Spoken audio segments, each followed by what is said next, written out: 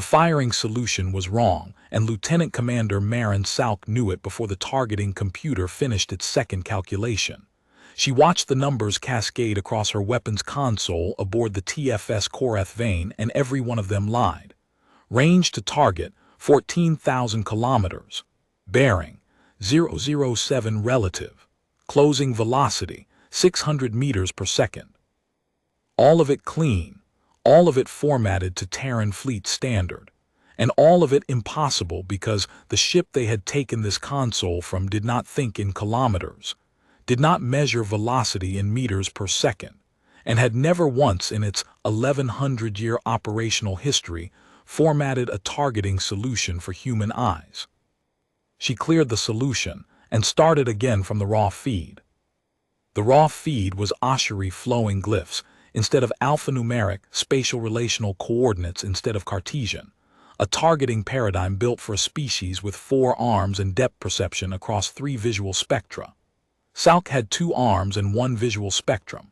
She had made it work through 4 months of retraining at Blackpoint Dry Dock, through repetition and stubbornness, and a willingness to accept that the Ossuri way of seeing the universe was not inferior to the human way, merely different, and occasionally, in ways that mattered, superior. The Korath Vane was not a human ship.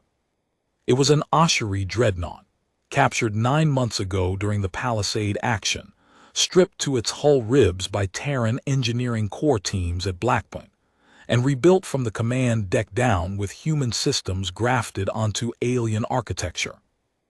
1,600 meters of Ossuri, bone alloy hull, a biological composite that no human metallurgist had been able to replicate, grown rather than forged. Each plate a living lattice of calcium silicate crystal, reinforced with trace elements the Ossuri sourced from the core material of neutron stars. 72 weapons hardpoints that had once fired graviton lances, now fitted with Terran magnetic accelerator cannons. A reactor bay that still hummed in a frequency no human engineer could hear without their teeth aching. And a bridge that smelled, even now, faintly of whatever the Ossuri breathed instead of oxygen, something sweet, something metallic, something that made Salk's sinuses burn after 8 hours on watch. She had been at this console for 11 hours. "Tactical, report status on the contact," Captain Hareth said from the command chair. His voice was flat, procedural, the voice of a man who had spoken the same sentence 41 times in the last 6 hours and would speak it 41 more if required. The contact had not moved. The contact had not changed bearing.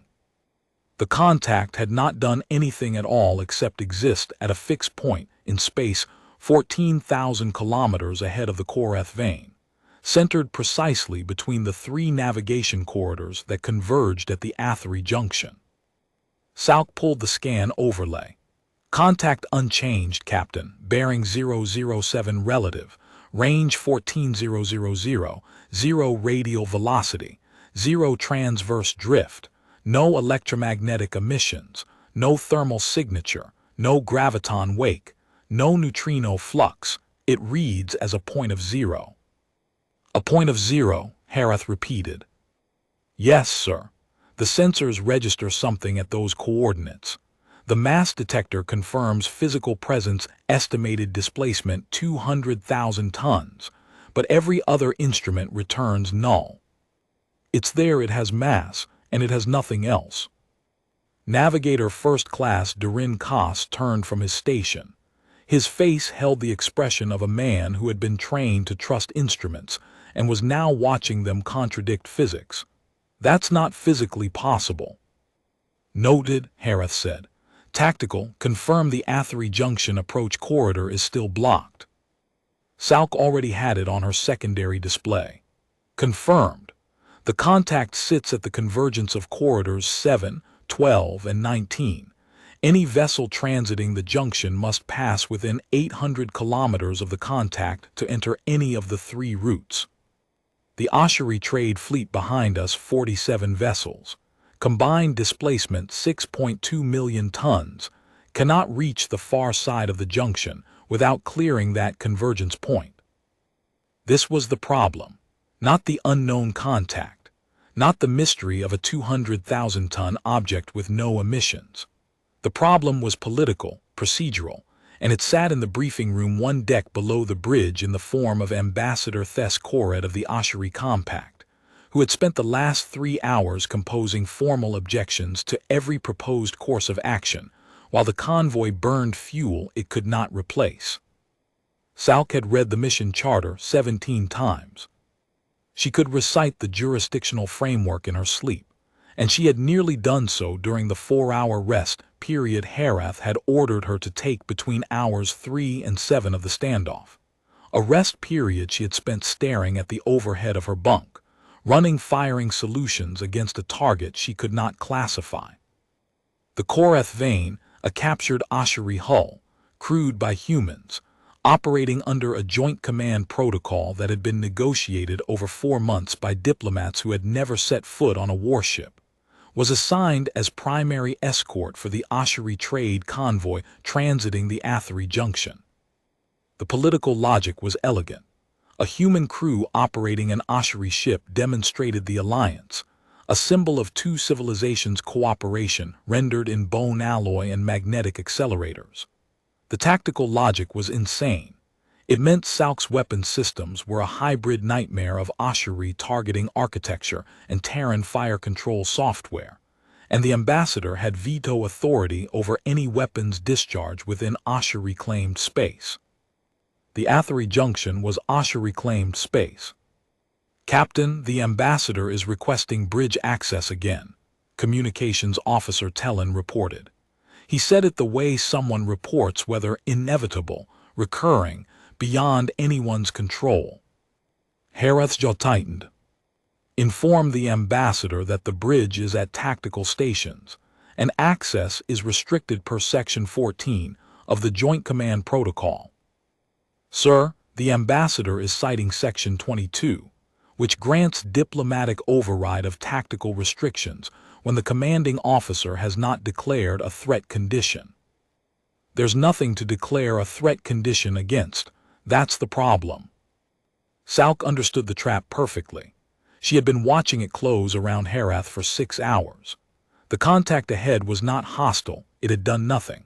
It was not friendly, it had not responded to 17 hails across 9 frequencies in 3 languages, including the Ossuri Trade Approach Protocol that was supposed to elicit an automated response from any vessel within Ossuri-claimed space.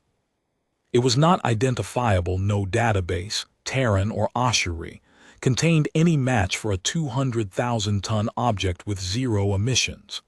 It simply existed, and because it had not threatened them, Herath could not declare threat condition, could not restrict the ambassador, could not fire, and could not order the convoy to reverse course without the ambassador's consent.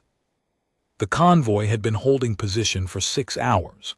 47 Ossuri trade vessels, carrying agricultural supplies to the Athari colonies, burning fuel in a holding pattern while the bureaucracy of interspecies command authority churned.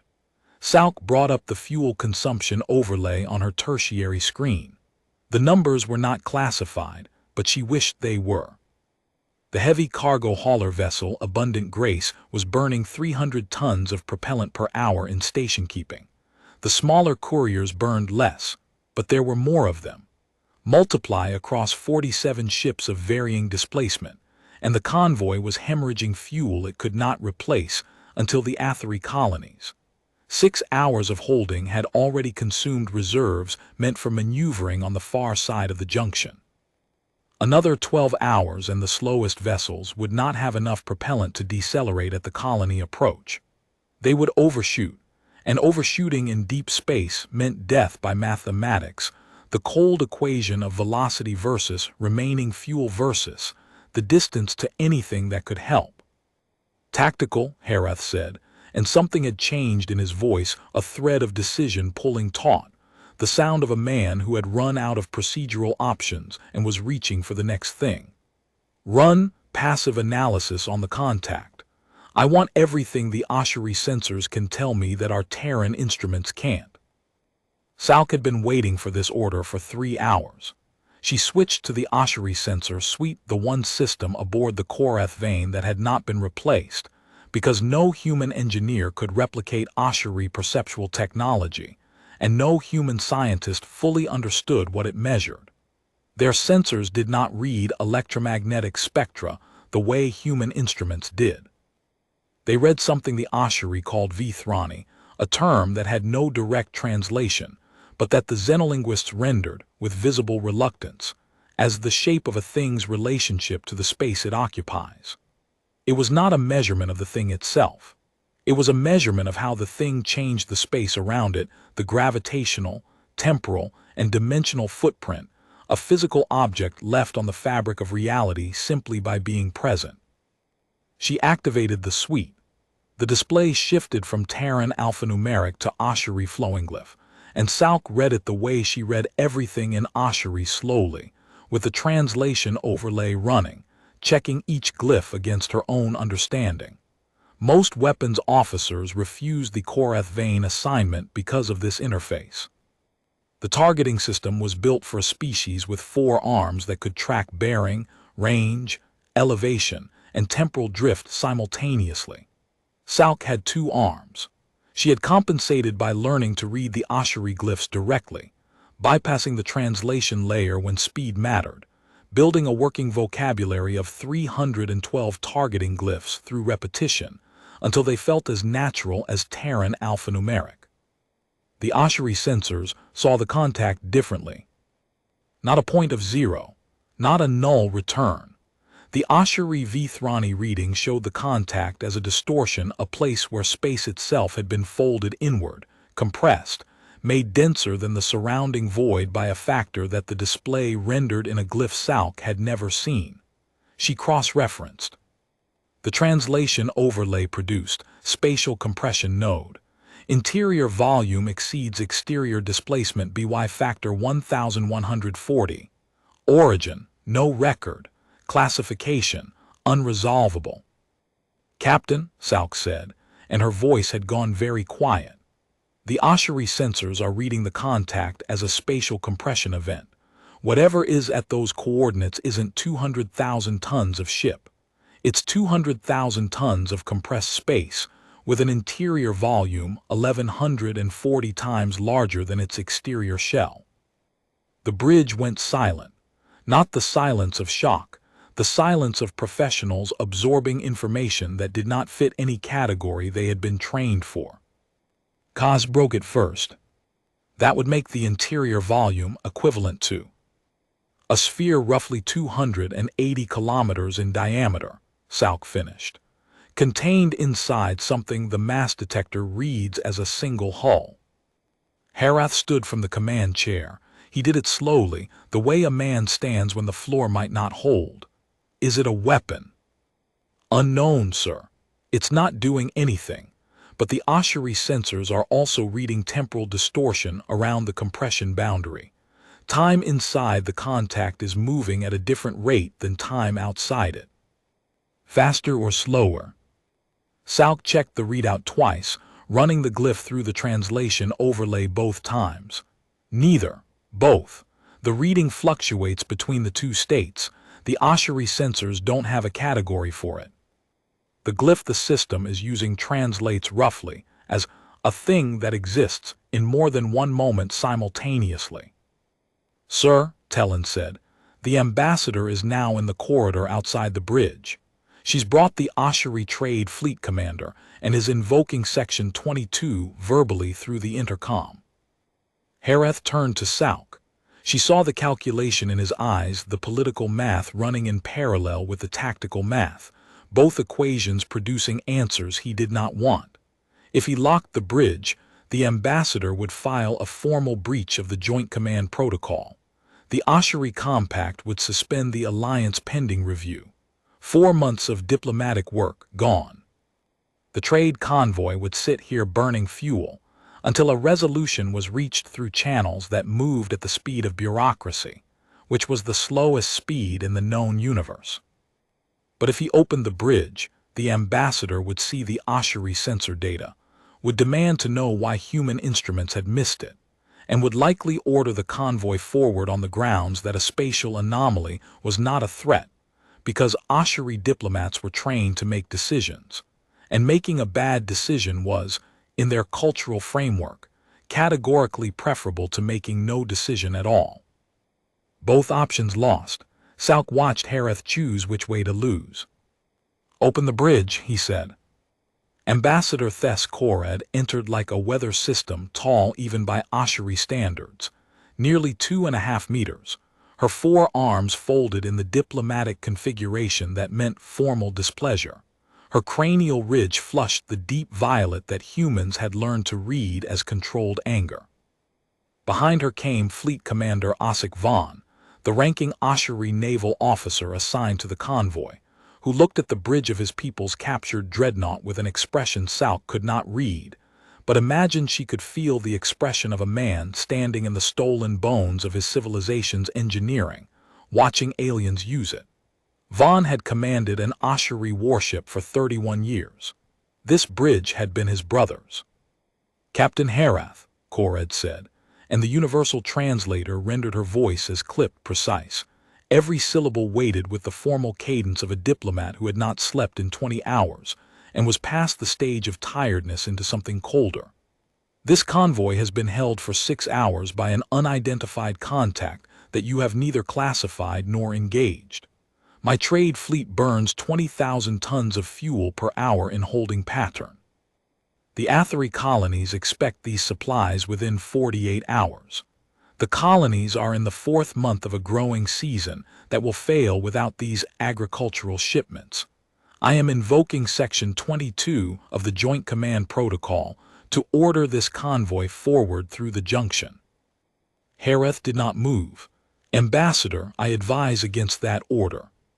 "Tactical, display the Ossuri sensor analysis for the ambassador." Salk brought up the Vithrani reading on the main display, scaling the glyphs large enough for Kored to read from the back of the bridge. She watched Kored's cranial ridge shift from violet to a color she had never seen before, something between white and the absence of color, like bleached bone. Fleet Commander Vaughn made a sound that the translator did not render. His lower arms gripped the console railing behind him, and the bone alloy of the railing groaned under the pressure of an Ossuri grip at full strength. "A compression node," Kored said. Her voice had changed. The clipped precision was gone, replaced by something older, something that sounded like it had been trained out of her diplomatic register decades ago, and was now clawing its way back through layers of professional composure. "How long has this been here?" "We detected the contact on approach 6 hours ago," Hareth said. "The Ossuri sensor analysis was completed 4 minutes ago." 4 minutes? Kored's lower arms unfolded. Her upper arms stayed pressed against her thorax. "Captain, a compression node of this magnitude requires—" She stopped. She turned to Vaughn and spoke rapidly in untranslated Ossuri. The exchange lasted 40 seconds. Salk caught fragments through the translation overlay, old words, archaic constructions the software flagged as pre-modern Ossuri, terms that did not appear in the standard diplomatic lexicon. One glyph repeated 3 times a glyph the system rendered as forbidden to name. When Kored turned back, her expression had reorganized itself into something Salk recognized from the diplomatic briefings, the face an Ossuri made when they were about to lie. "The Ossuri Compact has no record of compression node technology of this nature," Kored said. "We classify this as a natural spatial anomaly. The convoy will proceed." Salk felt the words land like ordnance. Natural spatial anomaly. A 200,000-ton object with an interior, volume 280 kilometers wide, existing in multiple moments simultaneously, sitting precisely at the convergence of 3 navigation corridors, classified as natural. She pulled the survey records from the Ossuri database, still accessible through the ship's original data architecture, which the Terran refit teams had left intact because the survey logs were considered non-tactical. 914 entries over 400 years, each one a formal certification that the junction was clear. The most recent was dated 11 days ago, Not one had detected a compression node. "Ambassador," Herath said, "with respect, natural spatial anomalies do not position themselves at the geometric center of navigation junctions. The Athari junction has been surveyed by the Ossuri compact 914 times in the last 4 centuries. This anomaly was not present in any previous survey. I classify it as a recent natural formation. The convoy will proceed." Herath looked at Sauk. She understood the look. He was asking her with his eyes the question he could not ask with his mouth while the ambassador was on the bridge. "Can you kill it?" Sauk ran the firing solution. 68 magnetic accelerator cannons, each throwing a 12-kilogram tungsten slug at 11 kilometers per second. At 14,000 kilometers, she could put all 68 rounds inside a 10-meter circle, but she did not know what happened when you fired tungsten into a spatial compression node. The round might hit a hull. The round might enter the compressed space and travel 280 kilometers before hitting anything. The round might cease to exist at the boundary. The round might emerge somewhere else entirely or someone else. There was no training scenario, no simulation, no precedent. She did not know. She gave Herath a fractional headshake. Not "no, I can't. No, I don't know what happens."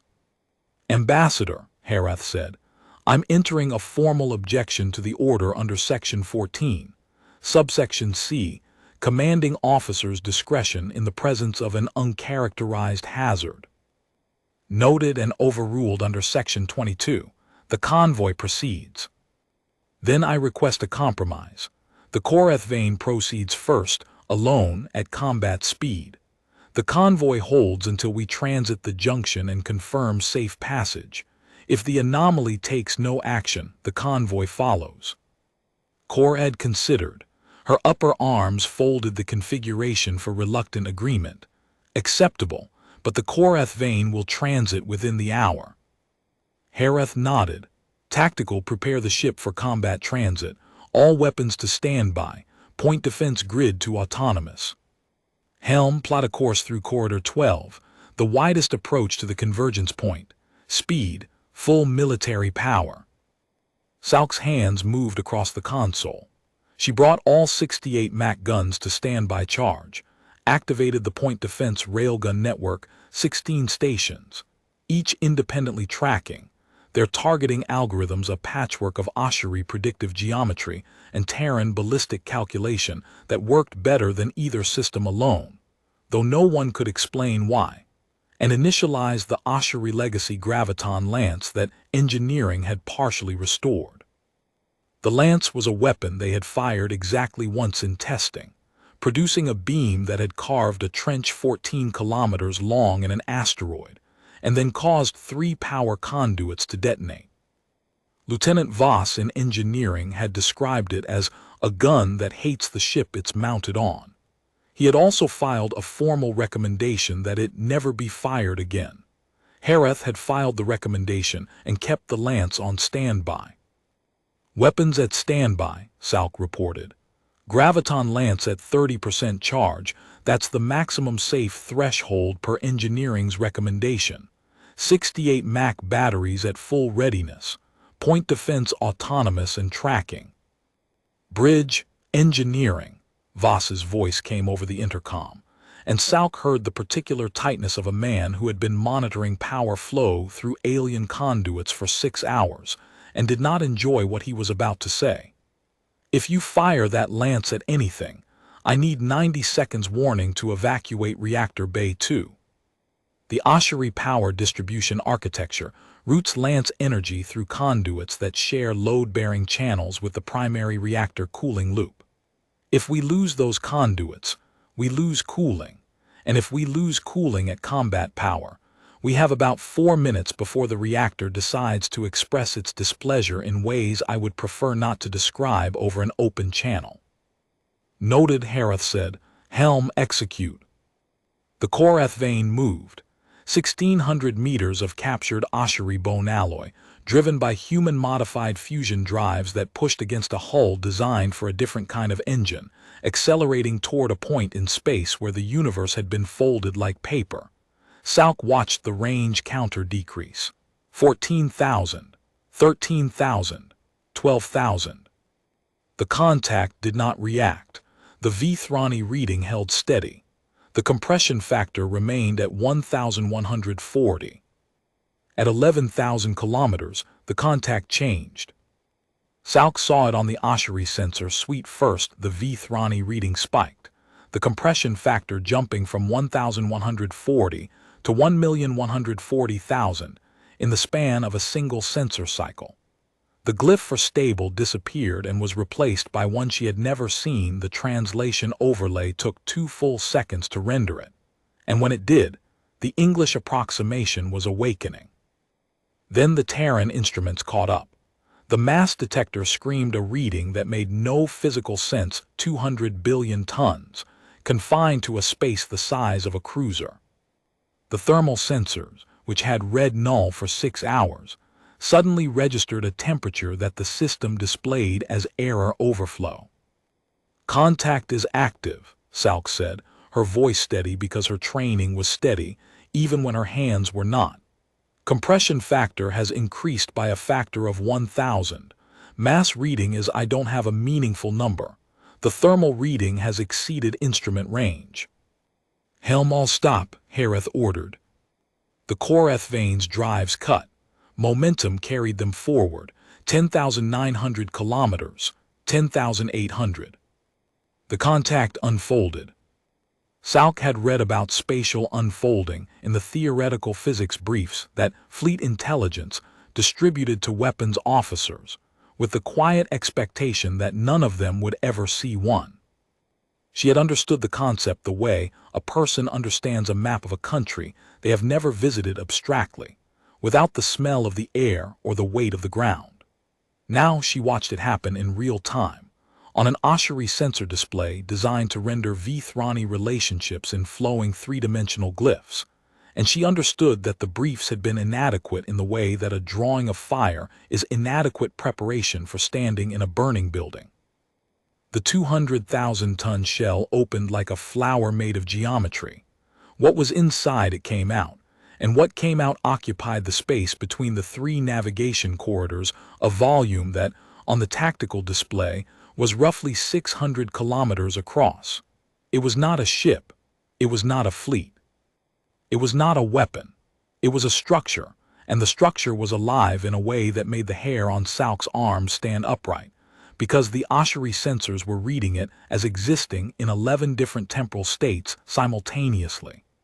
Layers of translucent surface folded over each other, each layer at a different temporal phase, each one pulsing at a rhythm the sensors interpreted as respiratory. Through some layers she could see others beneath, and through those she could see deeper still, and the depth went on longer than 600 kilometers should allow. "Classify," Hareth said, one word, the calmest order Salk had ever heard. She worked the console. Hull composition, unknown, no alloy match in any Terran or Ossuri database. Mass, still climbing. The instruments had stopped trying to display a number, and were showing a symbol Salk had never seen the Ossuri system produce. She ran pattern matching against every contact class in the Terran threat library, 6,400 entries. Nothing. She ran it against the Ossuri archive, the 1,100-year operational memory of the Koreth Vane's original database, which covered contacts and engagements going back to before the Terran species had developed radio. Nothing. She ran it against the theoretical exotics file, the one that cataloged hypothetical constructs and classified speculation. Nothing. "I can't classify it, Captain. No database match. The Ossuri sensors are rendering it as..." She read the glyph carefully.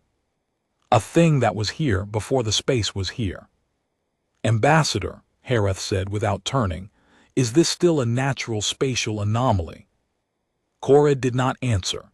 She was staring at the main display with all 4 arms pressed flat against her thorax, the Ossuri posture of absolute terror. Salk had seen it described in the cultural briefings. She had never seen it performed. The briefings had not mentioned that when an Ossuri pressed all 4 arms against their thorax, the bone alloy of their manipulator sheaths made a faint grinding sound, like stone against stone. Fleet Commander Von spoke. His voice was very low, and the translator rendered it with an unusual hesitation, as though the algorithm could not find confident mappings for his words. This is Keithrani. The between structure. We have legends. We did not believe they were real. Legends about what? Hareth asked. Von's cranial ridge pulsed not the diplomatic colors Salk had learned to read, but something deeper, something autonomic beyond his control. About the things that lived in space before space had dimensions, before there were corridors, before there were junctions, before there were stars. The Ossuri word translates as the architecture that was here before the walls. Our oldest records, not centuries, Captain. Our oldest records, from the founding of the compact 8,000 years ago, contain warnings. Do not linger where corridors converge. Do not remain stationary at a junction for longer than the transit requires. The between structures sleep at convergence points. Movement does not wake them. He paused. Stillness does. Salk felt ice crystallize in her stomach. 6 hours. The convoy had been holding position at the junction for 6 hours, 47 ships burning fuel in a stationary pattern, because the bureaucracy of interspecies command had prevented any decision. She looked at the holding pattern fuel logs on her tertiary display. 6 hours of stillness. 6 hours of 47 ships and one captured dreadnought sitting motionless at the exact convergence point the legends warned about, held in place by a veto protocol that no one on this bridge could override. We woke it, she said. You held us here, Korred whispered, and her voice was accusation and terror woven together. Your caution, your procedures, your holding pattern. Your veto authority prevented us from moving, Ambassador, Salk said, and the words were out before she could filter them through the diplomatic protocols she was supposed to observe. Hareth shot her a look. She did not retract the statement. Ambassador, Hareth cut in, and his voice was not calm now, but it was controlled, which was harder. Assign blame later. Right now I need to know, does the between structure have hostile intent? The legends do not describe intent, Von said. They describe behavior. When the between structure is present, ships that move through the junction arrive at the wrong time. Not the wrong place, the wrong time. Ships that entered a junction, while a between structure was active, emerged decades before they departed. Centuries after. The Ossuri founding records describe an entire exploration fleet that transited a junction during an active phase and emerged 4,000 years in the past, before the Ossuri had developed spaceflight. They were found as fossils on a pre-industrial colony world. Fossils, Koss said from the navigation station. His voice had gone flat. The fleet was preserved in geological strata. 46 vessels. 12,000 crew.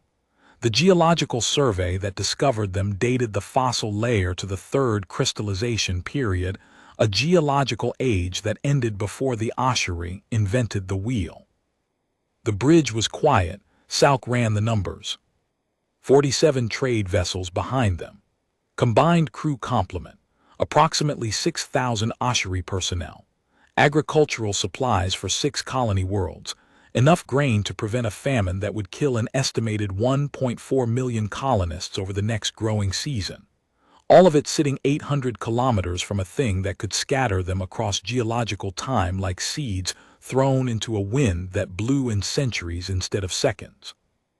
It displaces objects in time, Salk said. She was already pulling up her firing solutions again, rerunning the geometry. Not because she knew what would work, but because the act of calculating was the only thing keeping her hands from shaking. Captain, if that thing activates on the convoy, 47 ships carrying agricultural supplies will be scattered across the timeline. Some of them might arrive at the Athari colonies before the colonies exist. Some might arrive after the colonies are dust. Can it be destroyed? Hareth asked. The legends say nothing about weapons, Von said. No one has ever attacked one. The protocol has always been to leave, immediately. The convoy can't leave through the junction. The structure is blocking all 3 corridors. The only exit is the approach vector we came in on, and that leads back to open space with no habitable systems for 12 light years. Then the convoy starves or it takes its chances with the junction, Korred said, and her voice had found its diplomatic steel again, because Ossuri diplomats were trained to function under conditions that would break most species. Captain, I am ordering the convoy to reverse course into 12 light years of empty space with fuel for 6 days of holding pattern already burned. Ambassador, the heavy haulers have enough propellant for deceleration at the Athery approach and a reserve margin of 11%. If they reverse course now, they exhaust maneuvering fuel in 9 days. The nearest refueling point outside the junction network is the Tessark Depot, 14 light-years distant. They will run dry 3 light-years short. The crews will be alive. The ships will be ballistic. No one will reach them in time. Korred's upper arms tightened against her thorax. Then what do you propose, Captain? Salk spoke before Hareth could. She had been running numbers while they argued, not firing solutions, not weapons geometry, but something older, something more basic, transit geometry, the relationship between the structure's spatial footprint and the corridor boundaries, the kind of math a weapons officer did when the weapons were irrelevant and the only variable left was the shape of the space. Captain, the between structure is centered on the convergence point. But Corridor 12 extends past the convergence at an angle. There's a passage window, approximately 300 kilometers wide, between the edge of the structure and the corridor wall. If the convoy accelerates to maximum transit speed and holds a precise bearing, it can thread the gap without entering the structure's spatial footprint. Hareth studied the tactical display. 300 kilometers. Some of those cargo haulers are 600 meters wide. That's a comfortable margin. Comfortable if the structure doesn't expand. It's been growing since it unfolded slowly, about 2 kilometers per hour. At current rate, the gap closes in 150 hours. But if it accelerates, then we thread it now. Hareth turned to Korred. Ambassador, I need the convoy moving in 15 minutes. Every ship, maximum safe speed, single file through Corridor 12 on the bearing my tactical officer provides. The Koreth vein leads. Korred's upper arms folded and unfolded, a gesture Salk had never seen, something outside the diplomatic configuration she had studied. And if the structure reacts to the convoy's transit, then the Koreth vein, which is between the convoy and the structure, engages it. With what? You heard Fleet Commander Vaughn. No one has ever attacked one in 8,000 years of Ossuri spacefaring history. With the Graviton Lance. Salk said it before Hareth could, because she had been thinking about it for the last 4 minutes, and the answer had arrived with the quiet certainty of a calculation that checks out on the 3rd run. The Ossuri weapon we partially restored. It operates on gravitational compression, the same physics the between structure uses. Not a conventional weapon. A weapon that bends the same rules the structure bends. If anything aboard this ship can interact with that thing, it's the lance. Hareth looked at her. The question in his eyes was not can you but will it work? I don't know, Salk said. But the Mac guns fire kinetic rounds that will do nothing to a spatial compression entity, and the point defense railguns are designed for intercepting missiles, not bending spacetime. The lance is the only weapon in our inventory that operates in the right physics.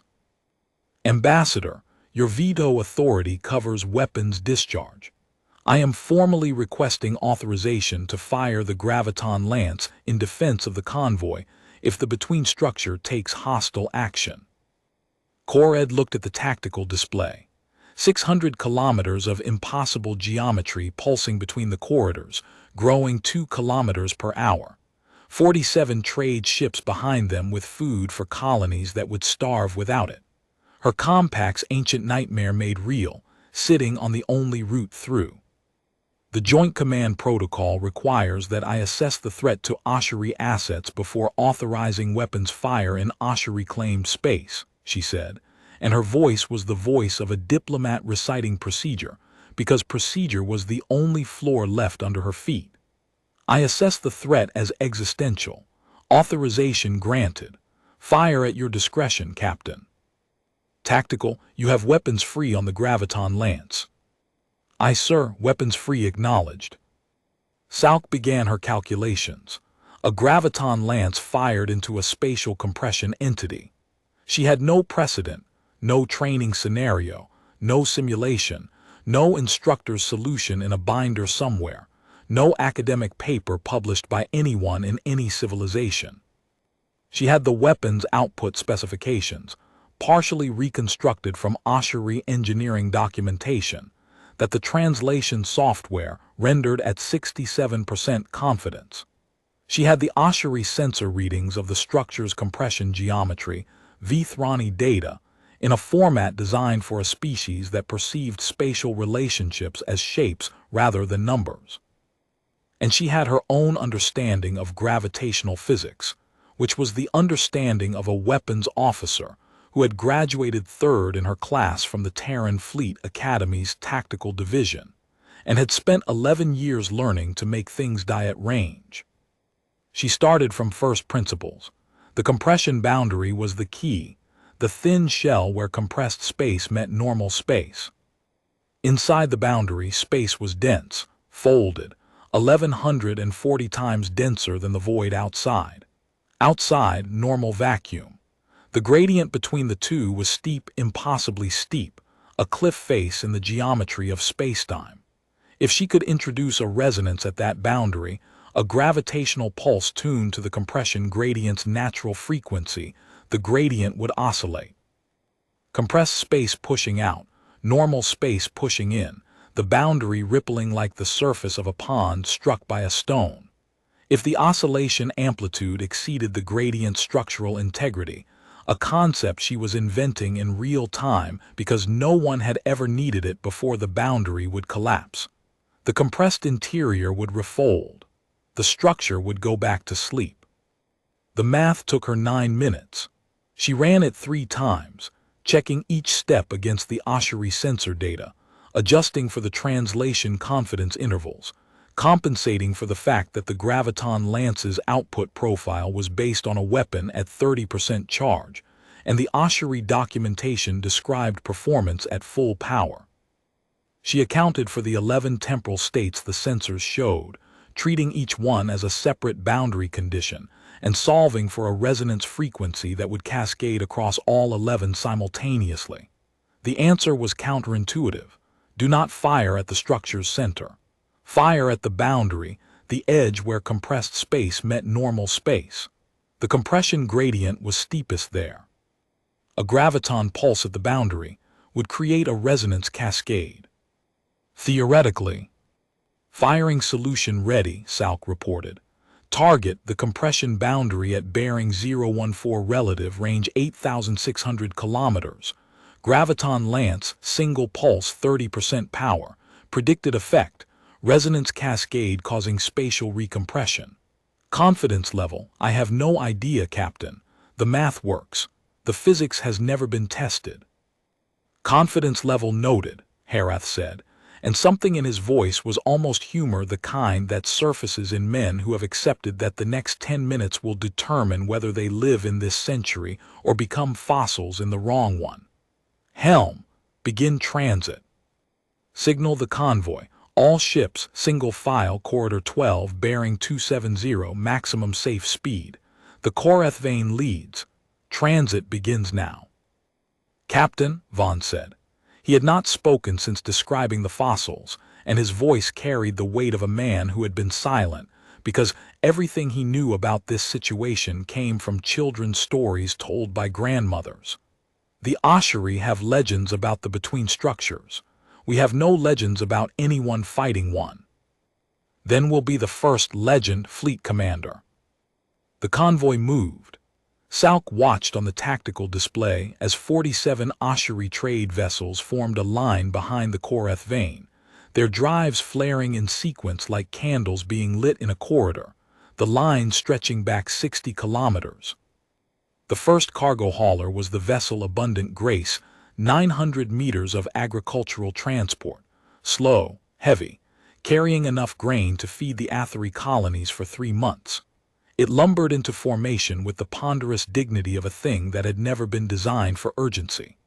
The last was the vessel Patient Wind, a small courier pressed into service carrying medical supplies, its drives already straining at maximum rated thrust. Between them, the lifeblood of 6 colony worlds, strung out in a line through a corridor 300 kilometers wide, threading past a thing that had been sleeping since before the Ossuri learned to look up. The Korath Vane entered Corridor 12 at full military power. The structure was to starboard, 600 kilometers of pulsing geometry, and Salk kept her weapons console locked on the compression boundary. Range, 8,600 kilometers. Bearing, drifting as they moved, and she adjusted continuously, her fingers making micro-corrections every 4 seconds, keeping the graviton lance aimed at the precise point where compressed space met real space. The targeting reticle on her display was Ossuri, a flowing glyph that changed shape as the bearing shifted, designed for an operator with 4 arms.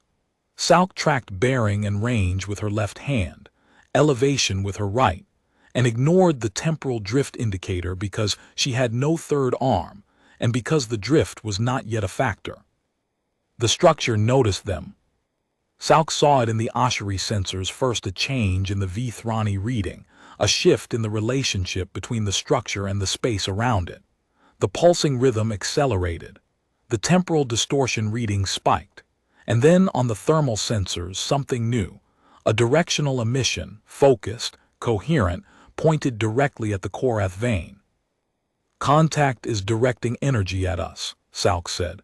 "Not conventional energy, the Ossuri sensors are reading it as a temporal gradient. It's trying to shift our local time frame." "Effect." Salk checked the ship's chronometer against the navigation, pulsar, timestamps, the only truly reliable time reference in deep space, because pulsars did not care about spatial compression entities. "Our clocks are running 0.003% faster than external reference. The differential is increasing." "It's pushing us forward in time," Koss said from navigation.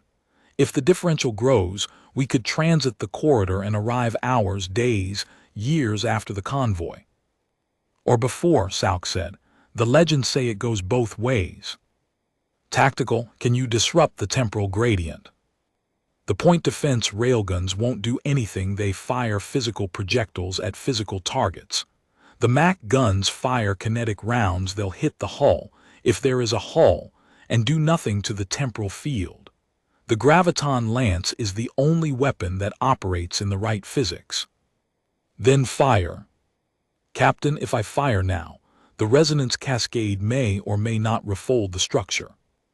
If it doesn't work, we lose our one shot, and the lance will need 4 hours to recharge, assuming the power conduits survive, which Lieutenant Voss gives 60% odds. And if you don't fire, the temporal gradient accelerates and we arrive in the wrong century." Salk looked at the numbers.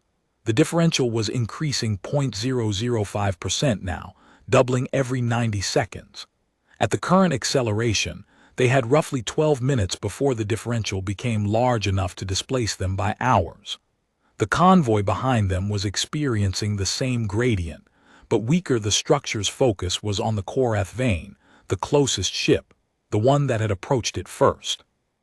The vessel Abundant Grace, 30 kilometers astern, was showing a differential of 0.0004%, manageable, for now.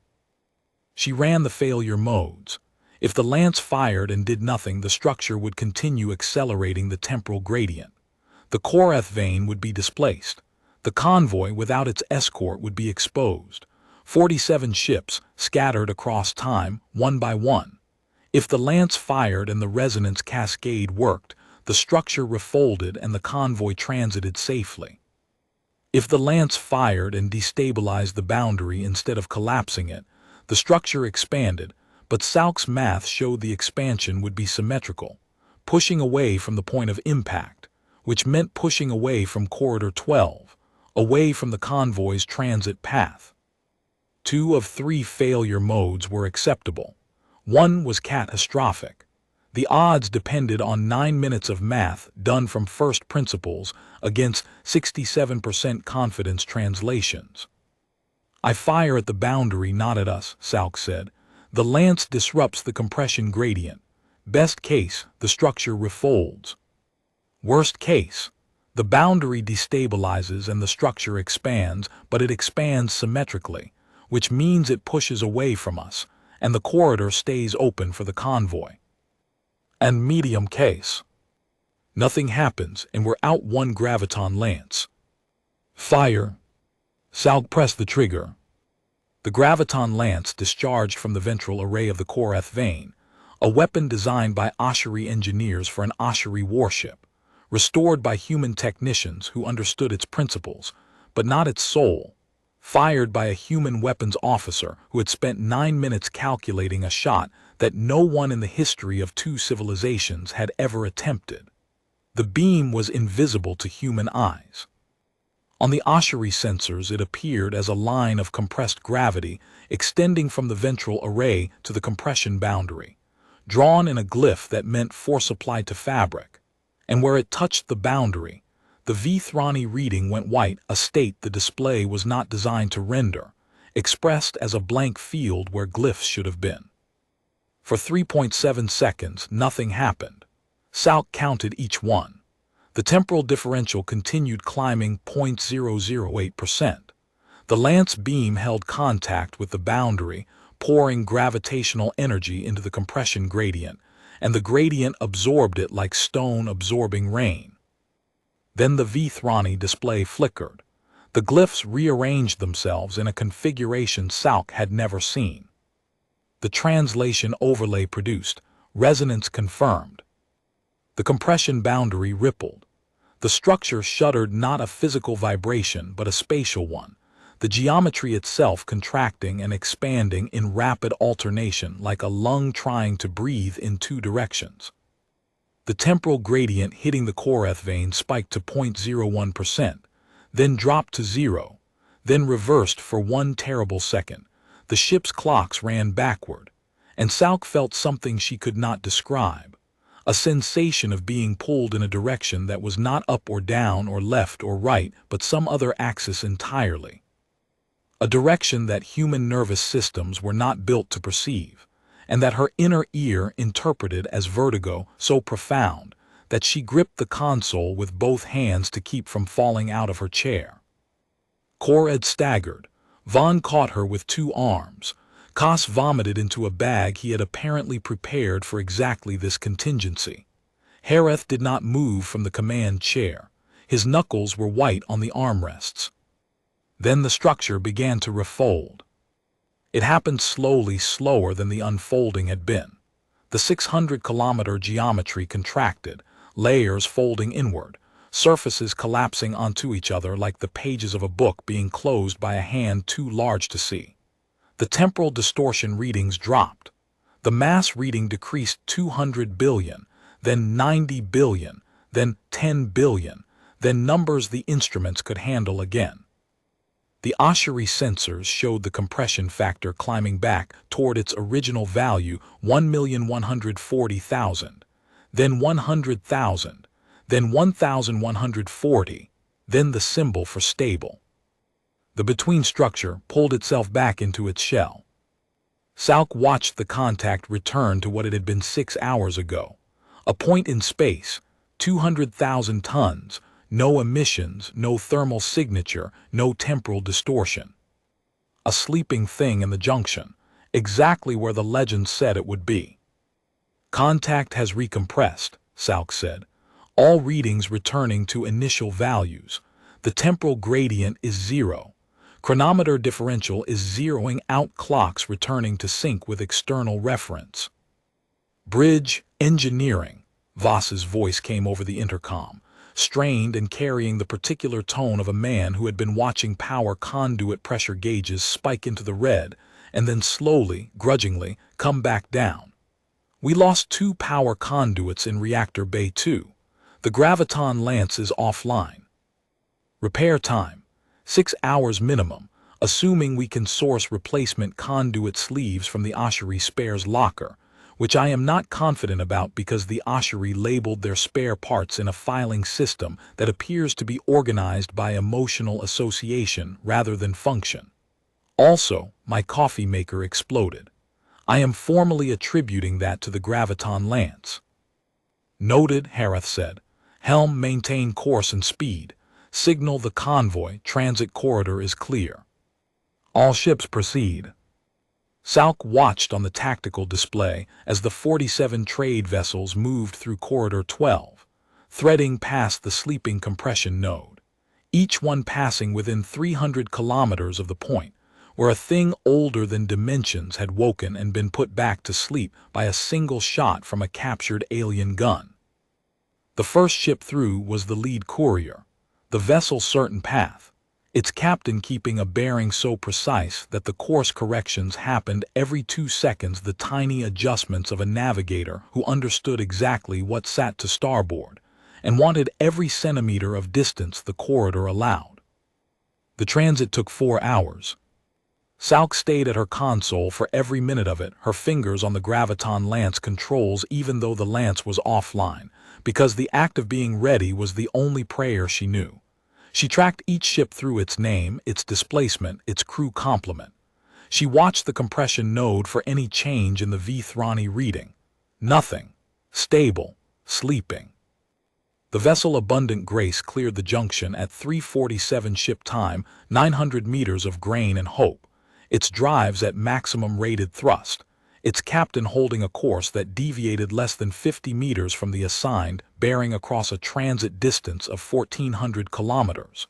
The vessel Patient Wind, the last in line, cleared at 7:19. Each ship reported nominal chronometer readings. No temporal displacement. No spatial distortion. 47 ships, 6.2 million tons of agricultural supplies and medical equipment, all of it arriving in the correct century. Convoy transit complete, Salk reported. All 47 vessels accounted for. No casualties. No temporal displacement. The contact remains in stable compressed state. Hareth exhaled. It was the first sound Salk had heard him make that was not a word in over 4 hours. Ambassador Kored stood at the back of the bridge, her 4 arms at her sides, not in any diplomatic configuration Salk recognized. Just at her sides, like a person who had forgotten what their arms were for. Fleet Commander Vaughn stood beside her, and he was looking at Salk with an expression the translator could not render but that Salk understood anyway. It was the expression of a man watching someone do a thing that his people's legend said could not be done. Lieutenant Commander Salk, Kored said. Her voice was formal, but beneath the formality was something raw, something the diplomatic training had not been designed to contain and could not. The graviton lance is an Ossuri weapon. It was designed by Ossuri engineers. It was installed on an Ossuri warship. In 1100 years of service, no Ossuri officer ever fired it at a between structure, because no Ossuri officer ever considered the possibility that a graviton pulse aimed at the compression boundary would trigger a resonance cascade. The theoretical basis for that shot does not exist in Ossuri weapons doctrine. It does not exist in any Ossuri academic literature. It does not exist in our theoretical physics archives, which span 6,000 years of rigorous scholarship. It doesn't exist in Terran weapons doctrine either, Ambassador. I derived it from first principles in 9 minutes. Kored was silent for a long moment. The grinding sound of her manipulator sheaths had stopped. Her arms hung loose. I understand now why the Terran fleet assigned a weapons officer to this ship instead of a diplomat. We have diplomats, Ambassador. They're the ones who wrote Section 22. The bridge was quiet. The Korethvane held station at the far side of the Athari junction, the convoy forming up behind it for the final approach to the Athari colonies, the sleeping compression node 14,000 kilometers astern. Through the forward viewports, The stars of the Athari corridor stretched ahead, 6 colony worlds, 1.4 million colonists, a growing season that would not be lost. Hareth turned to Sauk. Tactical, log the firing solution. Already logged, Captain. Also logged. The Ossuri sensor protocol for detecting compression nodes, the V-Thrani reading format for temporal distortion, the resonance cascade theory, the structural behavior pattern pre- and post-engagement, the failure mode analysis, and the cross-system targeting methodology for operating the Ossuri Lance interface with a two-armed operator. If the fleet encounters another between structure, the next weapons officer will have a manual. You wrote a manual during the transit. I had 4 hours at the console with nothing to shoot, sir. I used the time. Hareth looked at her for a long moment. Then he turned to Korad.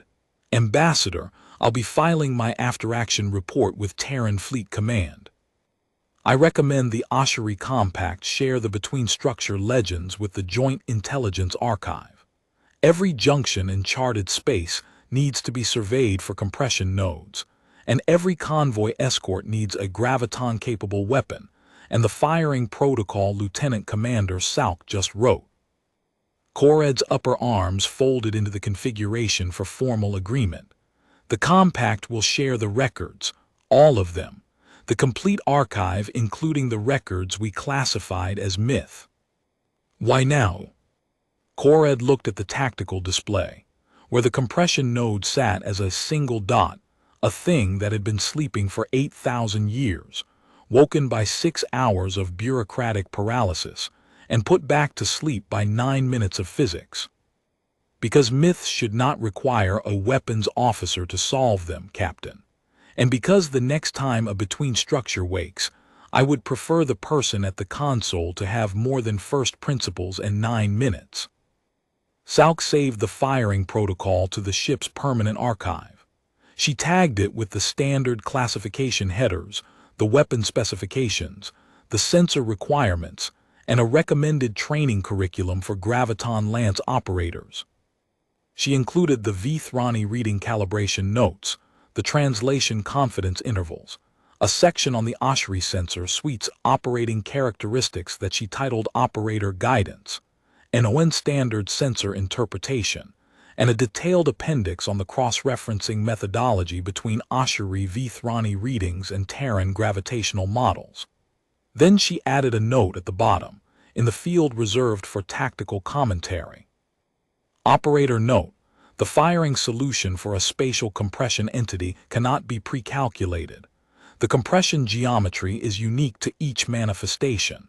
The operator must derive the boundary resonance frequency from real-time sensor data using first principles. Estimated calculation time, variable. This operator required 9 minutes. Recommend future operators practice. She saved the file, locked the console, and stood for the first time in 15 hours. Her knees protested. Her sinuses burned from the Ossuri atmosphere remnants that no amount of environmental scrubbing could fully remove from a ship that had breathed alien air for 11 centuries. Her hands, which had been steady on the controls through every moment of the engagement, through the unfolding, through the temporal gradient, through the moment she pressed the trigger on a theory she had invented 9 minutes earlier, were shaking now, fine tremors running from her wrists to her fingertips. Hareth noticed. He said nothing.